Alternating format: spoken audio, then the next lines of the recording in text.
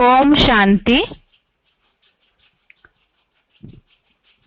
भगवद गीता श्लोक क्लास में आज का श्लोक है अध्याय 6 का 21वां श्लोक। अध्याय 6 श्लोक नंबर 21। श्लोक है सुखमात्यंतिकं यत्तत् बुद्धिग्राह्यमतीन्द्रियं वेत्ति यत्र न चैवायं स्थितश्चलति तत्वतः। श्लोक दोबारा। सुखमात्यंतिकं यत्तत् बुद्धिग्राह्यमतीन्द्रियं वेत्ति यत्र न चैवायं स्थितश्चलति तत्वतः। श्लोक का संधि विच्छेद है सुखम आत्यंतिकम यत् तत् बुद्धिग्राह्यम अतीन्द्रियम वेत्ति यत्र न च एव अयं स्थितः चलति तत्वतः। संधि विच्छेद दोबारा। सुखम आत्यंतिकम यत् तत् बुद्धिग्राह्यम अतीन्द्रियम वेत्ति यत्र न च एव अयं स्थितः चलति तत्वतः। शब्दों का अर्थ है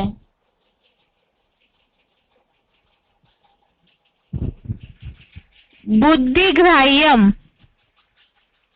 अर्थात बुद्धि से ग्राह्य, यत् अर्थात जो, आत्यंतिकम अर्थात उत्कृष्टतम, अतीन्द्रियम अर्थात अतीन्द्रिय, सुखम अर्थात सुख है, तत् अर्थात उसे, अयम अर्थात उत्कृष्ट योगी, यत्र अर्थात जहाँ, वेत्ति अर्थात जानता है,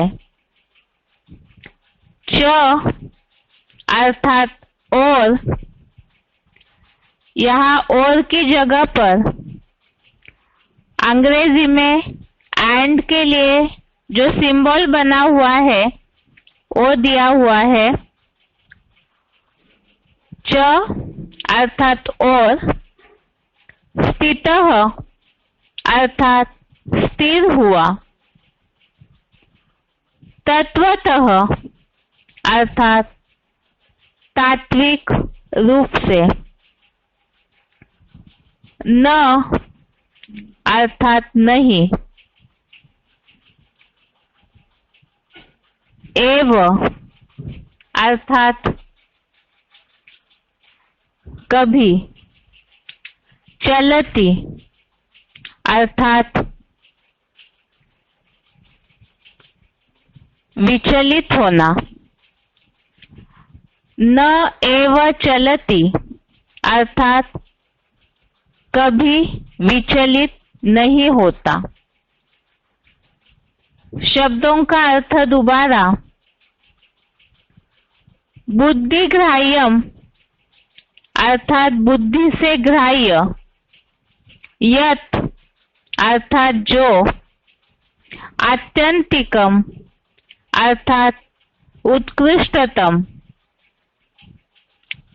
अतीन्द्रियम अर्थात अतीन्द्रिय, सुखम अर्थात सुख है, तत् अर्थात उसे, अयम अर्थात योगी, यत्र अर्थात जहाँ, वेत्ति अर्थात जानता है, च अर्थात और, यहाँ और के लिए ही अंग्रेजी एंड का सिंबल दिया हुआ है, च अर्थात और, स्थितः अर्थात स्थिर हुआ, तत्वतः अर्थात तात्विक रूप से, न अर्थात नहीं, एव अर्थात कभी, चलती, चलती अर्थात विचलित होना, न एव चलती अर्थात कभी विचलित नहीं होता। श्लोक का अर्थ है बुद्धि से ग्राह्य जो उत्कृष्टतम अतीन्द्रिय सुख है, उसे उत्कृष्ट योगी जहाँ जानता है और स्थिर हुआ तात्विक रूप से कभी विचलित नहीं होता। ध्यान योग के विषय के श्लोकों में अभी तक जैसे आत्मिक स्थिति की बात चल रही है, आत्मिक स्थिति में स्थिर होकर परमात्मा से योग लगाने की बात है। सबसे पहले तो योग के लिए नियमित दिनचर्या की आवश्यकता बताई, उसके बाद इंद्रियों से संयमित चित्त और ऐसी स्थिति हो जैसे कि दीपक की तरह, जैसे दीपक की लौ निर्वात स्थान में हिलती नहीं है, ऐसे बिल्कुल एकाग्रता की स्टेज हो जहाँ इच्छा मात्र अविद्या और बिल्कुल ही आत्म बिंदु की बीजरूप स्टेज जिसे निराकारी स्टेज बताया है। तो इतनी एकाग्रता हो जो छठवें अध्याय के शुरुआत के श्लोकों में ही बताया, नहीं संन्यस्त संकल्प अर्थात पूरी तरह संकल्पों का भी त्याग, निसंकल्प स्थिति जिसे कहा गया है। और ऐसी स्थिति जहाँ होती है जो कल के श्लोक में उल्लेख आया, आत्मिक सुख में ही संतुष्ट, आत्मा में ही जो संतुष्ट रहता है,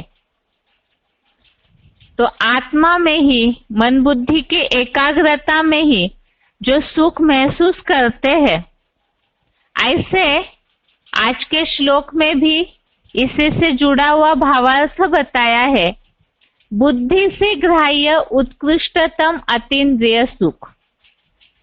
अतीन्द्रिय सुख के लिए 5वें अध्याय में भी हमने इसके पहले समझा है, जो इंद्रियों का सुख है वो अतीत हो चुका है, वो पार हो चुका है। इंद्रियों से भी परे का जो सुख है, जो 10 इंद्रिया है, ज्ञानेन्द्रिया और कर्मेंद्रिया, उसके द्वारा जो विषय भोगों का सेवन किया जाता है, वो जिसे मनुष्य सुख समझते हैं, वो अल्पकालीन सुख है, क्षणभंगुर है, जिसके लिए हमने इसके पहले कई बार रेफरेंस श्लोक में 18वें अध्याय के श्लोक देखे कि उसका परिणाम इंद्रियों के सुख जो है वो अल्पकालीन है। शुरू में बहुत उससे आनंद भले मिले, लेकिन तो अल्पकालीन होने कारण उसका परिणाम अंत में विष समान दुखदायी ही होता है।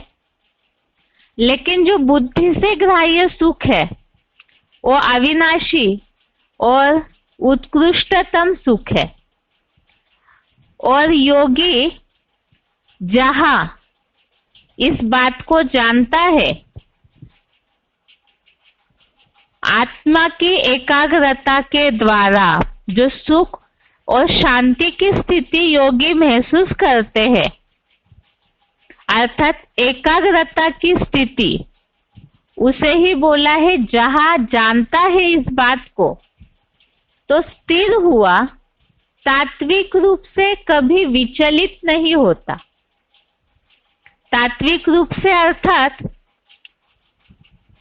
जो इसके पहले भी शरीर जो है वो 5 तत्वों का बना हुआ है और इसके अलावा भी इससे और तत्व जुड़े हुए हैं। और तत्वों के बारे में समझने के लिए एक बार क्लैरिफिकेशन सहित अर्थ भी पढ़ते हैं, जहां इस बात को समझ सकते हैं कि तात्विक रूप से कभी विचलित नहीं होता अर्थात क्या।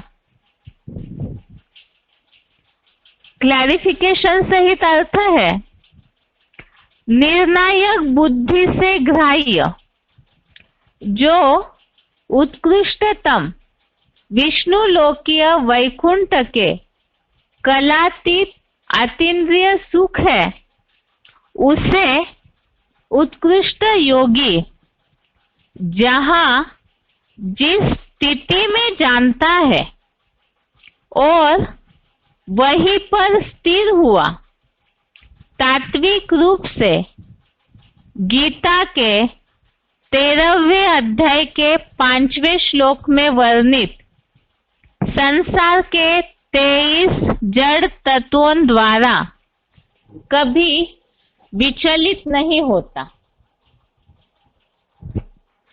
बुद्धि का काम है निर्णय करना, तो इसीलिए यहाँ लिखा है निर्णायक बुद्धि से ग्राह्य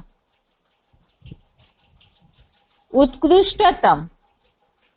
जैसे अंग्रेजी में गुड, बेटर, बेस्ट, इसी तरह से यहाँ बेस्ट के हिसाब से जो एकदम हाईएस्ट क्वालिटी का सुख है वो उत्कृष्टतम सुख, अर्थात उसकी तुलना और किसी से नहीं हो सकती, इतनी ऊंची क्वालिटी का वो सुख है। और विष्णु लोकीय वैकुंठ के कलातीत, कलाओं से भी अतीत। एक है जो जन्मों की कहानी के बारे में बताते समय 16 कला, 8 कला, 4 कला, कलाहीन, ऐसे आत्मा की शक्ति का मेजरमेंट बताया जाता है। और एक कलातीत अर्थात 16 कलाएं तो नापने वाली कलाएं हुई, लेकिन उससे भी ऊंचा कलातीत सुख, ये अतीन्द्रिय सुख है। उसे उत्कृष्ट योगी जहां जिस स्थिति में जानता है, तो एकाग्रता की ऊंची पराकाष्ठा, जहां मैं आत्मा ज्योति बिंदु और परमपिता ज्योति बिंदु में बुद्धि इतनी एकाग्र हो जाती है कि और कोई भी इस दुनिया का भान ही नहीं रहता है। जैसे कि मुरलियों में कई बार शिव बाबा इस बात का उदाहरण देते हैं, अगर कोई अपनी महबूबा की याद में खोया हुआ है, रास्ते से जा रहा है, तो भी उसको दुनिया की कोई भी चीजें दिखाई नहीं देती है, वो इतना खोया हुआ रहता है। तो ऐसी जो एकाग्रता की स्थिति है, जो सबसे मीठा तो इस सृष्टि पर शिव बाबा है, जो सुख का, शांति का सागर है, तो उनमें जहां बुद्धि की एकाग्रता इतनी स्थिर हो जाती है कि ये दुनिया कुछ भी दिखाई नहीं देती है। और ऐसी स्थिति में योगी जब स्थिर हो जाते हैं, वहां पर ही स्थिर हुआ तात्विक रूप से। तात्विक रूप अर्थात जो 23 तत्व है। अभी तक हम इस बात को समझते हैं बेसिकली नॉलेज के हिसाब से कि शरीर तो 5 तत्वों का बना हुआ है, लेकिन इसके अलावा भगवत गीता में जो 23 तत्वों का उल्लेख किया हुआ है, 13वें अध्याय का 5वां श्लोक, अध्याय 13 के 5वें श्लोक में 23 तत्वों के बारे में बताया है। पृथ्वी, जल आदि 5 जड़ तत्व, अर्थात पृथ्वी, जल, अग्नि, वायु, आकाश, ये 5 तत्व। इसके अलावा देह का अहंकार, बुद्धि, एक अव्यक्त मन, 5 ज्ञानेंद्रिया, 5 कर्मेंद्रिया और ज्ञानेंद्रियों के 5 विषय भोग, अर्थात जैसे शब्द, स्पर्श, रूप, रस, गंध। तो ये सारे मिलकर के 23 तत्व हुए। ये श्लोक कई बार हमने बेसिक कोर्स में भी रेफरेंस में देखा है और श्लोक में भी कई बार इस श्लोक का रेफरेंस 23 तत्वों की जानकारी के हिसाब से आया हुआ है। तो ये जो 23 तत्व है, 5 जड़ तत्व, 5 कर्मेंद्रिया, 5 ज्ञानेंद्रिया, ज्ञानेंद्रियों के 5 विषय भोग, अर्थात जैसे आंखों से देखते हैं तो रूप, कानों से सुनते हैं तो शब्द, जीभ से स्वाद लेते हैं तो रस, नाक से सूंघते हैं तो गंध। तो इस तरह से 5 तत्व और उनके 5 विषय भोग, ऐसे टोटल ये 23 तत्व हुए, अर्थात मन, बुद्धि और देह का अहंकार मिलकर। ये 23 तत्वों में से किसी से भी योगी कभी विचलित नहीं होता, अर्थात बुद्धि से जहाँ एकाग्रता की स्टेज में योगी टिक जाते हैं और ऐसी सुख और शांति की बुद्धि के द्वारा अनुभूति कर लेते हैं परम पिता से बुद्धि योग जोड़ने के बाद, तो उसके बाद ये जो विनाशी देह जिन तत्वों से बना हुआ है उसमें से किसी में भी उसकी बुद्धि विचलित नहीं होती है। विचलित होना अर्थात क्या? अब कई बार अभी पुरुषार्थ की स्टेज है तो पुरुषार्थ करते समय मुरलियों में कई बार शिव बाबा इस बात का उदाहरण देते हैं। याद में बैठे हैं, अचानक कोई आवाज आया तो तुरंत ही कान का जो ज्ञानेंद्रिया है वो अपना विषय भोग लेने में तुरंत ही संकल्प द्वारा दौड़ता है, या तो फिर आंखें खुली होते हुए याद करने बोला है, लेकिन कई बार आंखों में चंचलता आती है तो बुद्धि योग अर्थात संकल्प याद से भटक जाते हैं, याद खंडित हो जाती है। इसी तरह से कई बार भूख प्यास भी सताती है, तो ऐसे 23 तत्वों में से कोई ना कोई तत्व एकाग्रता की स्टेज नहीं है, या तो याद के द्वारा जो सुख शांति की अनुभूति बुद्धि से ग्रहण करने की क्षमता होनी चाहिए, और एकाग्रता की स्टेज न होने के कारण वैसी सुख शांति की महसूसता नहीं कर पाते हैं। तो इन 23 तत्वों में से कोई ना कोई तत्व के द्वारा पुरुषार्थी जीवन में विचलित हो जाते हैं। लेकिन जैसे बताया, अभ्यास करते करते साथ ही साथ जब पाप कर्म याद के बल से विनाश होते रहेंगे और वे बेचारी याद की स्टेज में, इच्छा मात्रम अविद्या की स्टेज में जब टिक जाएंगे, बिल्कुल आत्म बिंदु की स्टेज में, तब इन 23 तत्वों में से कोई भी तत्व के द्वारा योगी विचलित नहीं होते हैं। जैसे इसके लिए उदाहरण अव्वल नंबर में योगीश्वर शंकर को दिखाया जाता है, जो सदैव ही ध्यान मग्न स्टेज में दिखाते हैं। तो ऐसे नंबरवार जो अपने एकाग्रता की स्टेज बनाएंगे, तो वो योगी इन तत्वों से कभी भी अर्थात कोई भी इंद्रियों के सुखों से विचलित नहीं होंगे, जिसके लिए 5वें अध्याय का 21वां श्लोक हमने देखा था।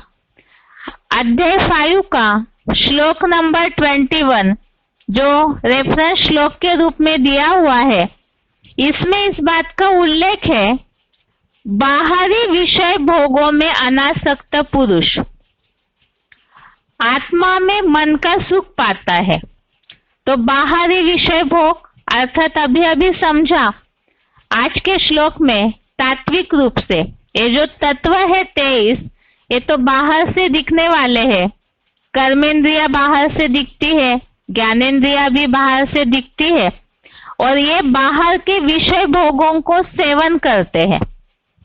और एकाग्रता की स्टेज में योगी इन विषय भोगों से अनासक्त अर्थात डिटैच हो जाता है, वैरागी बन जाता है।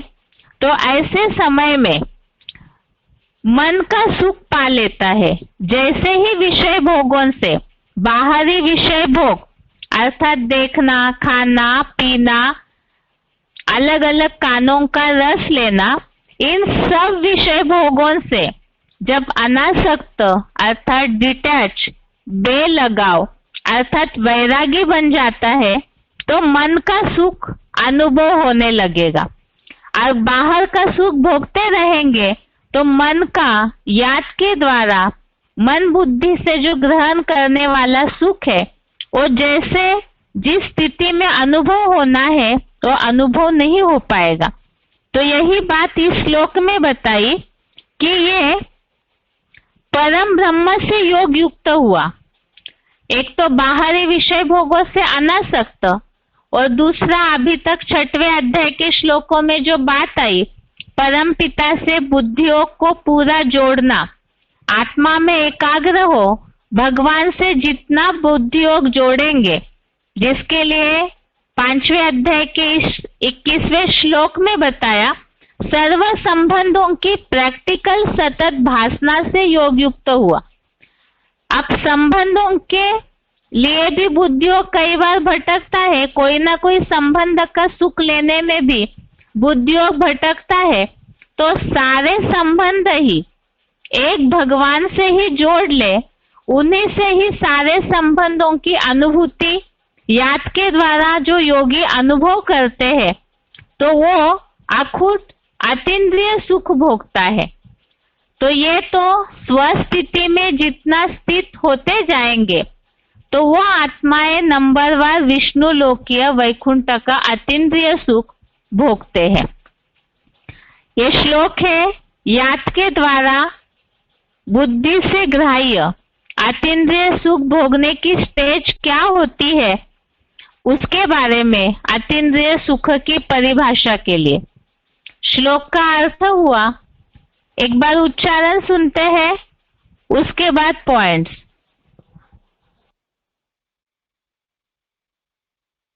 सुखमात्यन्तिकं यत्तत् बुद्धिग्राह्यमतीन्द्रियं वेत्ति यत्र न चैवायं स्थितश्चलति तत्त्वतः।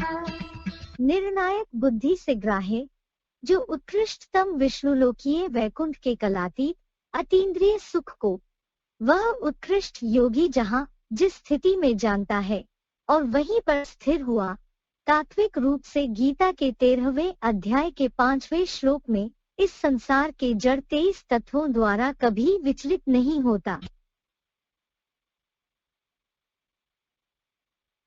सुखमात्यन्तिकं यत्तत् बुद्धिग्राह्यमतीन्द्रियं वेत्ति यत्र न चैवायं स्थितश्चलति तत्त्वतः। निर्णायक बुद्धि से ग्राह्य, जो उत्कृष्टतम विष्णुलोकीय वैकुंठ के कलातीत अतीन्द्रिय सुख को, वह उत्कृष्ट योगी जहाँ जिस स्थिति में जानता है और वहीं पर स्थिर हुआ, तात्विक रूप से गीता के 13वें अध्याय के 5वें श्लोक में इस संसार के जड़ 23 तत्वों द्वारा कभी विचलित नहीं होता। आगे है श्लोक संबंधित पॉइंट्स। वार्तालाप नंबर 1593, डिस्कशन नंबर 1593, 38 मिनट के बाद से लिया हुआ पॉइंट है अतीन्द्रिय सुख की परिभाषा।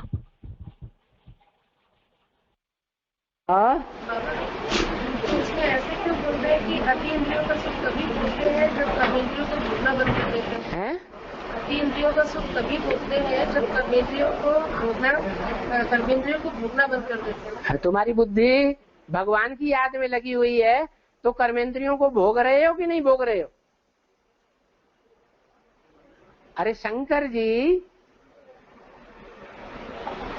अच्छा शिव बाबा मंदिर में उनका कर्म दिखाया गया है। लिंग जलाधारी के साथ पड़ा है, कर्म कर रहा है कि नहीं है? कर्म कर रहा है, कर्म का रस भोग रहे हैं? नहीं भोग रहे। तो कर्म किया न किया बराबर हो गया। मिसाल दिया, कोई महबूब अपनी महबूबा की याद में कारखाने में जा रहा है, सारा रास्ता याद करते हुए जा रहा है, आंखें खुली हुई है। कारखाने में जाकर किसी ने पूछा, तुमने रास्ते में इन लोगों को देखा? कहता मैंने किसी को नहीं देखा। किसको देखा? मैंने तो अपनी महबूबा को देखा। अरे इतने लोग यहाँ से छुट्टी हो गई, रास्ते में तुम्हें मिले नहीं? तुम्हारी आंखें खुली थी कि बंद थी? कि आंखें तो खुली थी।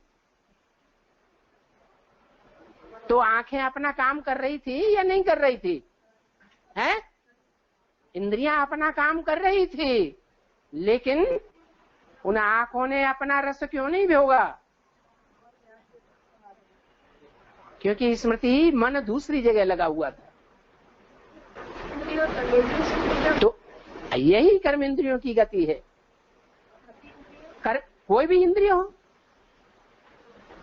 इंद्रियां अगर बाप की याद में रही हुई है, ऐसी पक्की प्रैक्टिस पड़ी हुई है बाप की याद की, ऐसा निश्चय है बाप की याद में कि लास्ट में न बाप आएगा काम, न बच्चा आएगा काम, कोई दुनिया में काम नहीं आएगा, एक बाप ही काम आएगा।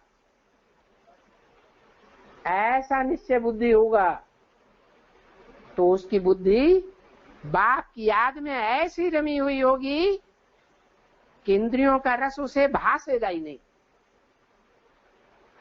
तो इंद्रियां काम कर रही है या नहीं कर रही है? कैसे कहते हैं, देखते हुए न देखना, सुनते हुए न सुनना। ऐसे हो सकता है? अरे हो सकता है कि नहीं हो सकता है? हो सकता है। अभ्यास की बात है।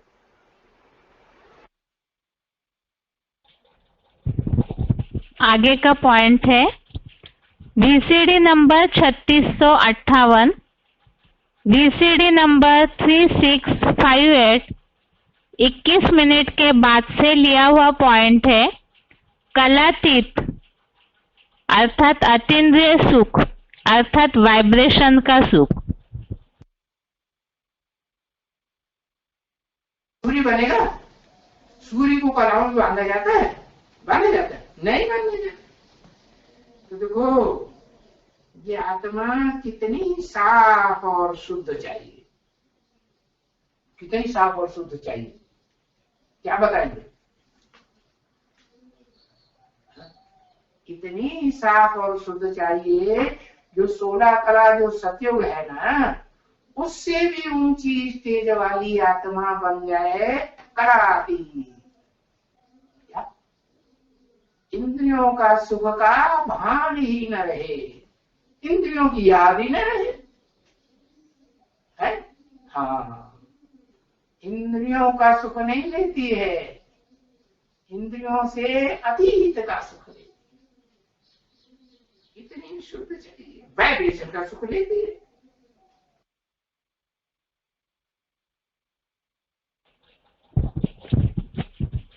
आगे का पॉइंट है VCD नंबर 2381, VCD नंबर 2381 2 घंटा 1 मिनट के बाद से लिया हुआ पॉइंट है।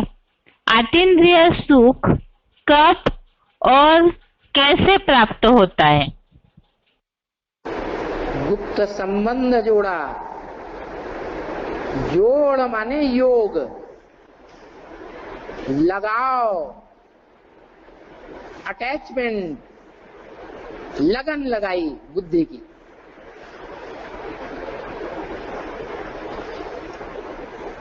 और बुद्धि की लगन कब लगती है?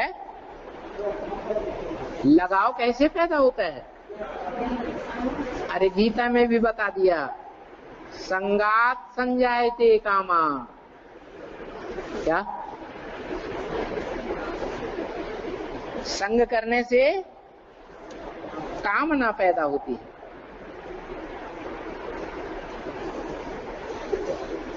कि और याद करें, और याद करें,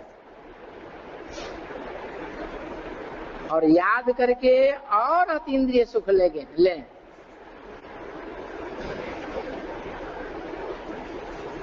योग की ऊंचाइयों में ही चढ़ते चले जाएं, गिरने की बात ही नहीं।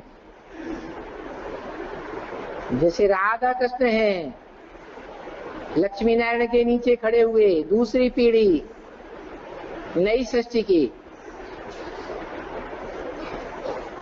क्या कर रहे हैं? दृष्टि योग का सुख ले रहे हैं।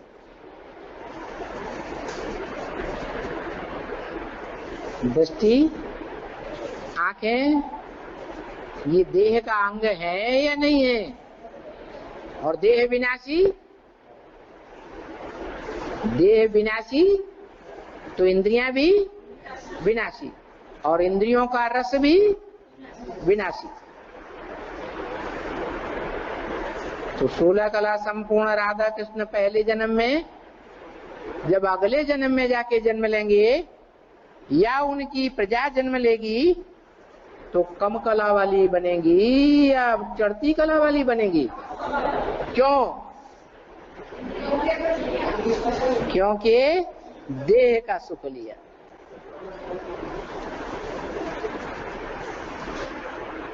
ये कलातीत स्टेज नहीं है।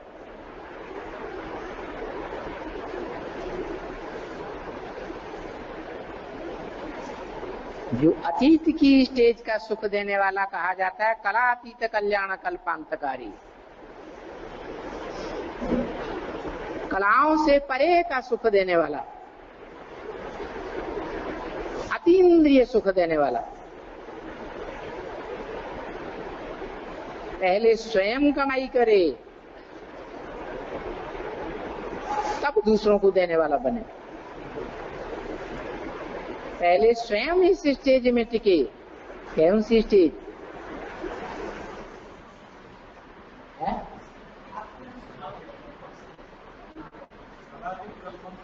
कलातीत, मना अतीन्द्रिय सुख की स्टेज में टिके।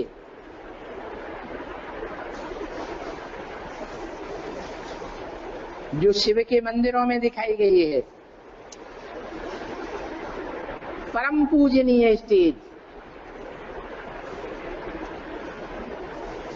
कर्मेंद्रियों से कर्म भी कर रहा है, लेकिन स्टेज कैसी है? आत्मा की है, इंद्रियों का रस लेने की स्टेज है, इंद्रियों से परे की स्टेज में है।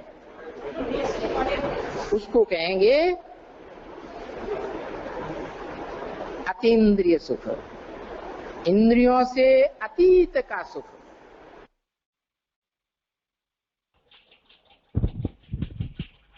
अभी तक के पॉइंट में जैसे बात आई, बुद्धि और मन अव्यक्त है, और उससे जो बुद्धि योग शिव बाबा से जोड़ते हैं, अर्थात याद की जो स्टेज है वो भी गुप्त होती है, और उसके द्वारा जो एकाग्रता के द्वारा सुख भोगते हैं, वो सुख अतीन्द्रिय सुख है। जैसे आत्मा अविनाशी, तो उसके एकाग्रता के द्वारा प्राप्त होने वाला जो सुख है, जो भगवान से बुद्धियोग जोड़कर मिलता है, वो भी अविनाशी है। और इसके लिए बताया, वो प्राप्त करने के लिए ही आत्मा जैसे सूर्य कलातीत है, बिल्कुल शुद्ध, इसी तरह से आत्मा को भी इतना शुद्ध होना पड़े। आगे है VCD number 3246, VCD number 3246, 6 minute के बाद से लिया हुआ पॉइंट है। इंद्रिय जीत बनने से सर्वोत्तम अतीन्द्रिय सुख की प्राप्ति। बात कर रहे थे, हम की बात कर रहे थे। हाँ भाई, ये जो पुरानी दुनिया है ना, अंगों का मजा लेने वाली, और सब खलास होने वाली है कि बचेगी। कहाँ जाना है फिर? नई सतो प्रधान दुनिया में जाना है। वहां अंगों का सुख नहीं होगा। सतयुग में राधा कृष्ण को सुख होगा कि नहीं आंखों का? आंख को अंग नहीं कहेंगे। तो ये क्यों कहा कि सत्व प्रधान दुनिया में चलना है और वहां अंगों का सुख नहीं होगा? है? हाँ, इसलिए कहा कि अभी तो अतीन्द्रिय सुख वाली दुनिया में जाना है। या वो अंग याद आता रहेगा? है? नहीं याद आएगा ना? है क्यों? क्योंकि कहाँ अंगों का सुख, अंग जो शरीर के अंग हैं, ज्ञानेंद्रियां हो या कर्मेंद्रियां हो, वो ज्यादा ताकतवर, ज्यादा ऊंची होती हैं, या उनसे भी ऊंचा कुछ होता है? क्या होता है? क्या होता है? ज्ञानेंद्रियों से और कर्मेंद्रियों से ऊंचा क्या होता है? अरे इंद्रियों से ऊंचा क्या होता है? मन बुद्धि। हाँ, मन जो है वो सभी इंद्रियों पे कंट्रोल करता है ना। मन के बगैर तो कोई भी इंद्रिय कोई भी सुख नहीं भोग सकती। तो मन ही ऊंचा हुआ ना। और मन तो बड़ा बंदर है। मन चंचल है या नहीं है? मन चंचल है। तो जब चंचल मन है तो वो चंचलता करके फिर वो हंगांग की दुनिया में जाएगा कि नहीं जाएगा? है? नहीं जाएगा। ओ तो बहुत चंचल कहाँ का कहाँ पहुंच जाता है। तो बताया, उसको कंट्रोल करने वाली जो ताकत है वो है बुद्धि। है? वो बुद्धि मन को कंट्रोल करती है। क्यों? वो ज्यादा पावरफुल कैसे हो गई? अरे बुद्धिमानों की बुद्धि जब आता है तो उसी त्रिनेत्री को सारी बुद्धि देता है। क्या एक को देता है या अनेक को देता है? ऊपर वाले को देता है? किसको देता है? हाँ, जो मुकर्ररधारी है ना, अर्जुन कहो, त्रिनेत्री शंकर कहो, वो भी पार्ट बजाता है ना। तो बताया, अभी ये पुरानी दुनिया अंगों का सुख देने वाली तो खत्म होनी है। अभी तो अंगों से परे, ज्ञान इंद्रियों से भी परे, कर्म इंद्रियों से भी परे अतीन्द्रिय सुख की दुनिया में जाना है। तो ज्यादा पावरफुल सुख होगा या कम पावरफुल होगा? ज्यादा गहरा सुख होगा या क्षणभंगुर महसूस होगा?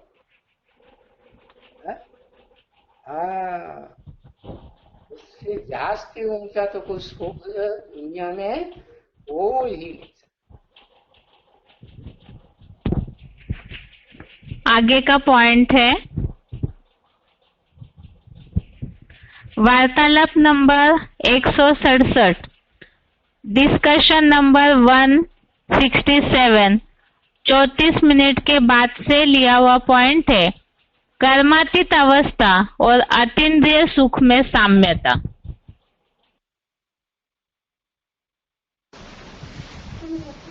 वो कर्मातीत स्टेज और अतीन्द्रिय सुख का विवरण। दोनों अलग है। कर्मातीत स्टेज का मतलब है कर्मेंद्रियों से अतीत परे का सुख, जो सुख कर्मेंद्रियों से नहीं भोगा जाता है, कर्मेंद्रियों से परे का है, उनसे अतीत है, आगे बढ़ करके। तो कर्मातीत है वो अतीन्द्रिय तो नहीं है। बाबा जो तुम बच्चे अंत में कर्मातीत अवस्था को पाएंगे ऐसे बोला ना मोहल्ले में, वो कब से शुरू होता है बाबा? सबका अपना अपना अलग अलग है। कर्मातीत अवस्था को पावेंगे तो कर्मेंद्रियों से सुख लेना बंद कर देंगे। कर्मेंद्रियों से सुख लेना बंद होगा तभी तो राधा कृष्ण जैसे बच्चों की पैदाइश करेंगे। लक्ष्मी नारायण जो चित्र में दिखाए गए हैं वो कर्मेंद्रियों से सुख ले रहे हैं, ज्ञानेंद्रियों से सुख ले रहे हैं? नहीं। राधा कृष्ण फिर भी ज्ञानेंद्रियों का सुख ले रहे हैं, दृष्टि का सुख ले रहे हैं, लेकिन लक्ष्मी नारायण न ज्ञानेंद्रियों का न कर्मेंद्रियों का सुख लेते हैं, इसलिए वो अतीन्द्रिय सुख के अधिकारी हैं।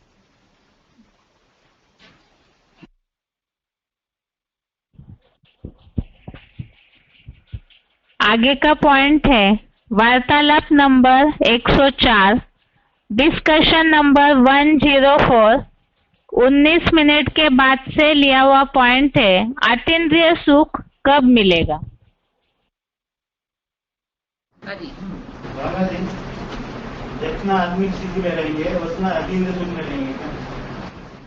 आत्मिक स्थिति तो अभी भी रहते हैं, लेकिन अतीन्द्रिय सुख में तब रहेंगे जब लगातार आत्मिक स्थिति रहेगी। लगातार 8 घंटा वो अंत समय का गायन है। अंत समय माने विजय माता ऐड होने का।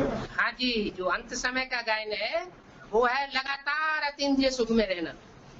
एक बार अतीन्द्रिय सुख शुरू होगा तो उसका अंत ही नहीं होगा।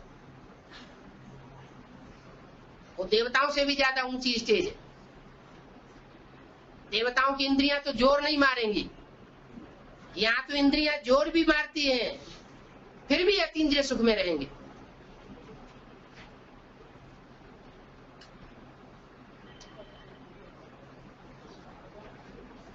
और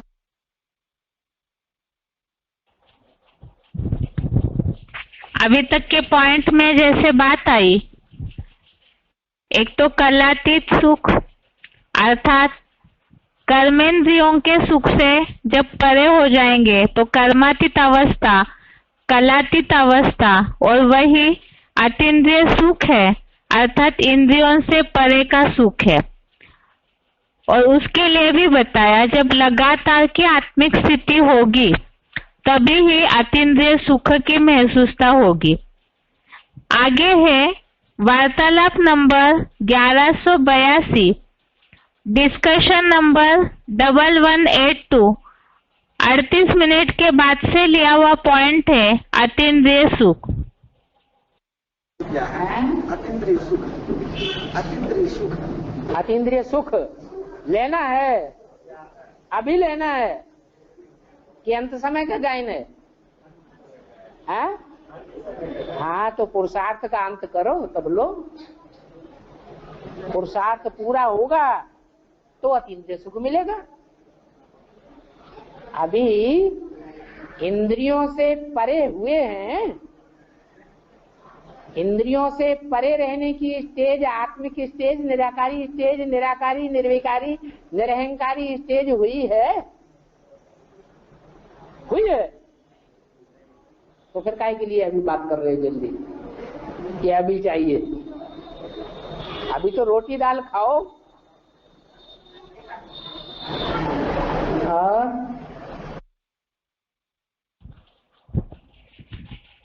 आगे का पॉइंट है वार्तालाप नंबर 83, डिस्कशन नंबर 83, 3 मिनट के बाद से लिया हुआ पॉइंट है अतीन्द्रिय सुख का अर्थ।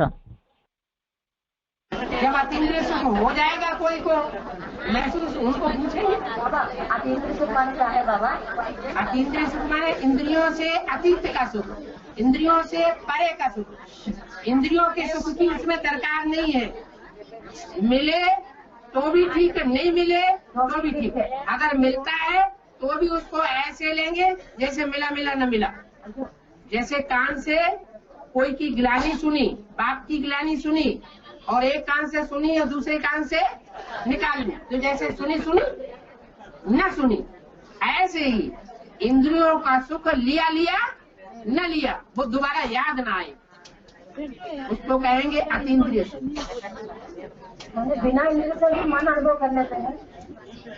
इंद्रियों से भी करते हैं, लेकिन इंद्रियों की आसक्ति उसमें नहीं होती, उस सुख में, उसको कहते हैं अतीन्द्रिय सुख। अगर आसक्ति हो जाती है, याद आती है, तो उसको अतीन्द्रिय सुख नहीं कहेंगे। इंद्रियों का अनुभव करते हैं, ऐसा महसूस करते हैं, सही करते हैं। श्लोक में जैसे बात आई है, तात्विक रूप से कभी विचलित नहीं होता है जिन्हें अतीन्द्रिय सुख की महसूसता होगी। तो पॉइंट में भी वही बात बताई, तात्विक रूप से विचलित होना अर्थात जैसे ग्लानि या महिमा, इन सब बातों से विचलित न होना, ये तो सिर्फ कान के लिए बताया।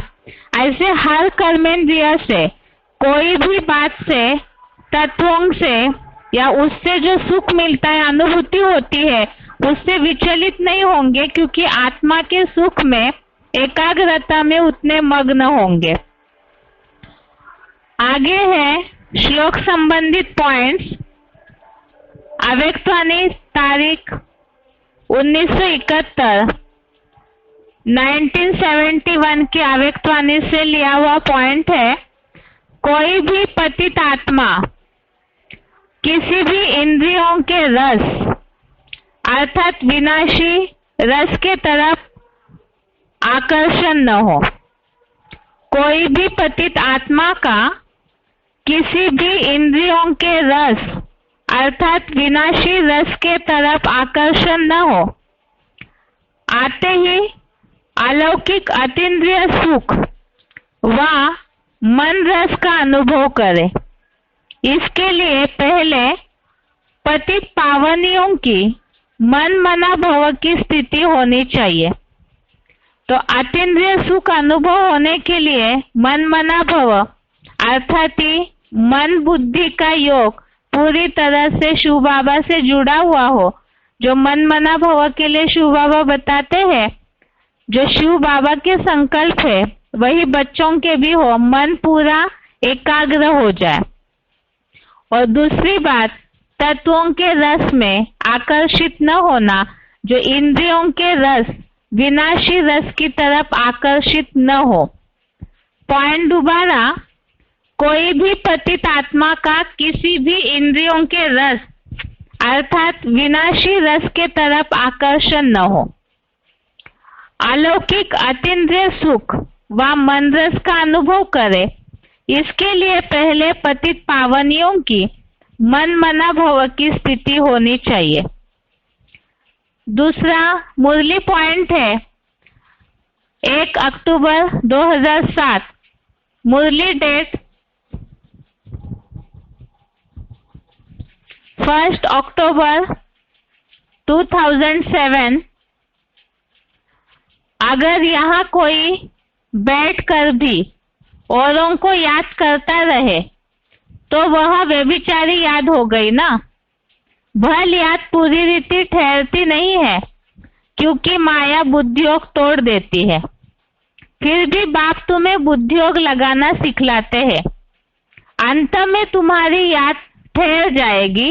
तब अंत के लिए गायन है कि अतीन्द्रिय सुख पूछना हो तो गोप गोपियों से पूछो।